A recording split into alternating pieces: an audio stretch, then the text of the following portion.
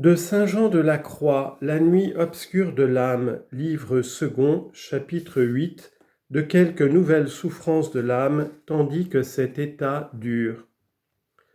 Il se trouve en cet état une nouvelle peine, qui est que cette obscure nuit lie les puissances de l'âme et étouffe ses affections, de telle sorte qu'elle ne peut élever son esprit à Dieu, ni lui demander aucune chose.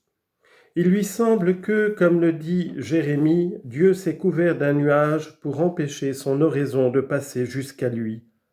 Lamentation chapitre 3 verset 44. Et qu'il lui a fermé le chemin de grosses pierres carrées, de peur qu'elle ne puisse aller jusqu'à son trône. Que si elle lui fait quelques prières, c'est avec tant de sécheresse et si peu de dévotion qu'il lui paraît que Dieu ne l'écoute pas et qu'il la néglige, pouvant dire avec le prophète, « Lorsque je l'ai prié, il a rejeté ma prière ».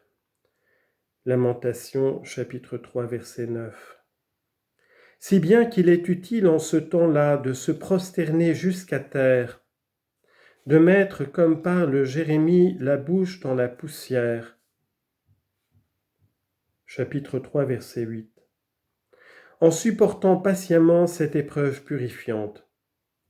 C'est Dieu qui fait cette opération dans l'âme, et l'âme ne peut agir ni prier, ni s'appliquer avec attention aux choses divines. Elle ne saurait même s'occuper des affaires temporelles, et souvent elle est hors d'elle-même et perd la mémoire de toutes choses, de telle sorte qu'elle passe plusieurs heures sans savoir ce qu'elle fait.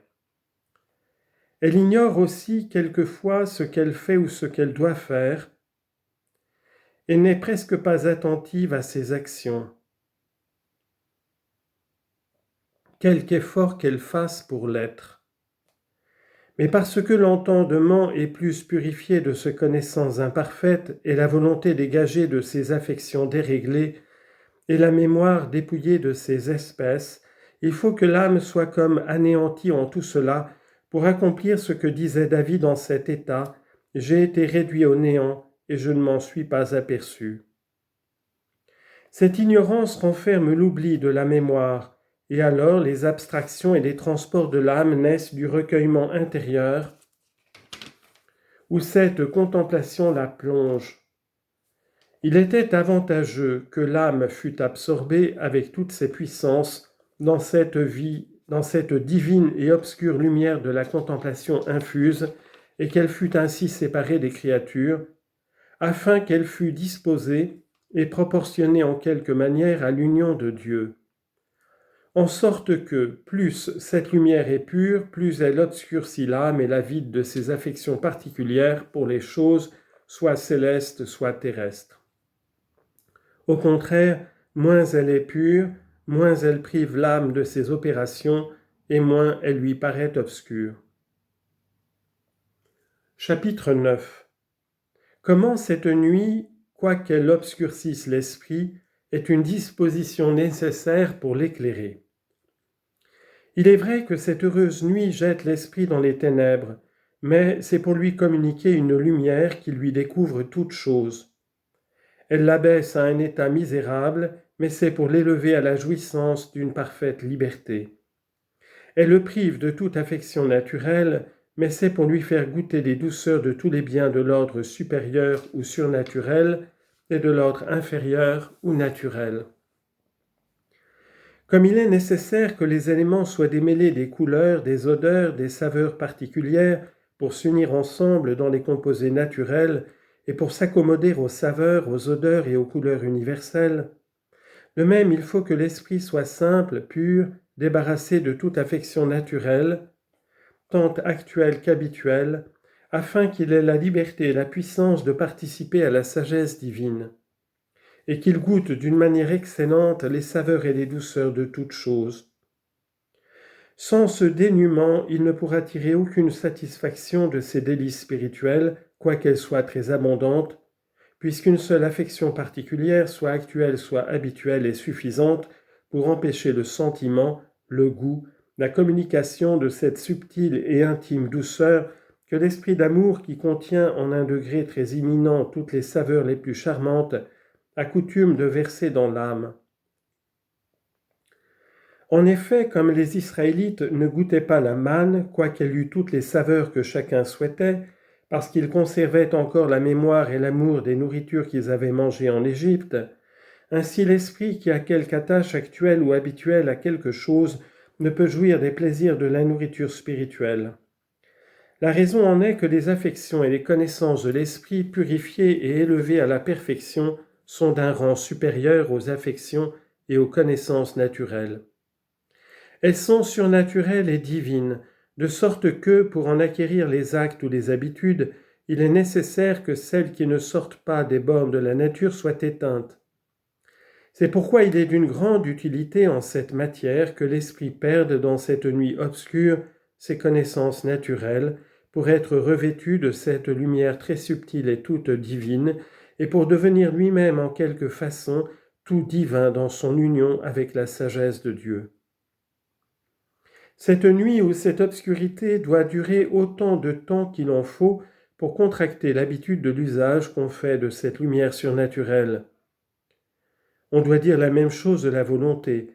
Elle est obligée de se défaire de toutes les affections qui l'attachent aux objets naturels pour recevoir les admirables effets de l'amour qui est extrêmement spirituel, subtil, délicat, intime, qui surpasse tous les sentiments naturels et toutes les affections de la volonté, qui est enfin tout divin, et afin qu'elle soit toute transformée en cet amour par l'union qui lui est accordée dans la perte de tous ses biens naturels. Il faut encore que la mémoire soit dénuée des images que lui forment les connaissances douces et tranquilles des choses dont elle se souvient, afin qu'elle les garde comme des choses étrangères et que ces choses lui paraissent d'une manière différente de l'idée qu'elle en avait auparavant. Par ce moyen, cette nuit obscure retirera l'esprit du sentiment commun et ordinaire qu'il avait des objets créés, et elle lui imprimera un sentiment tout divin qui lui semblera étranger, en sorte que l'homme vivra comme hors d'elle-même et élevé au-dessus de la vie humaine. Elle doutera quelquefois si ce qui se passe en elle n'est point un enchantement ou une stupidité d'esprit. Elle s'étonnera de voir et d'entendre des choses qui lui semblent fort nouvelles, quoiqu'elles soient les mêmes que celles qu'elle avait autrefois entre les mains. La cause de ce changement, c'est que l'âme doit perdre entièrement ses connaissances et ses sentiments humains pour prendre des connaissances et des sentiments divins, ce qui est plus le propre de la vie future que de la vie présente. L'âme endure toutes ces purgations et toutes ces peines d'esprit afin qu'elle monte par cette influence divine à la vie spirituelle, et que dans l'excès de ses douleurs, elle engendre l'esprit de salut, selon l'oracle d'Isaïe. « Seigneur, dit-il, nous avons conçu, nous avons enfanté l'esprit du salut. » Chapitre 26, verset 18. De plus, comme cette contemplation dispose l'âme à une paix intérieure qui surpasse tout sentiment, l'âme doit être privée de cette paix du sens et de l'esprit qui n'était pas une véritable paix à cause des imperfections dont elle était remplie et altérée.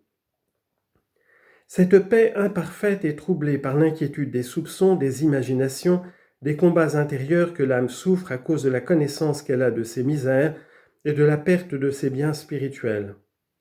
De là vient la douleur et le gémissement profond qui éclate quelquefois en rugissements et hurlements spirituels que l'âme exprime souvent par des paroles vives et touchantes. Elle fond même en larmes autant que ses forces le permettent, mais elle en reçoit rarement la consolation. Le roi prophète qui avait éprouvé cet état en parle de la sorte. « J'ai été excessivement humilié et la douleur qui me pressait le cœur me faisait pousser d'horribles rugissements. » Psaume 37, verset 9. Quelquefois, l'âme est tellement tourmentée de la seule représentation de ses misères que je ne saurais mieux dépeindre ses souffrances qu'en me servant de la comparaison que le saint homme Job emploie pour expliquer son extrême affliction.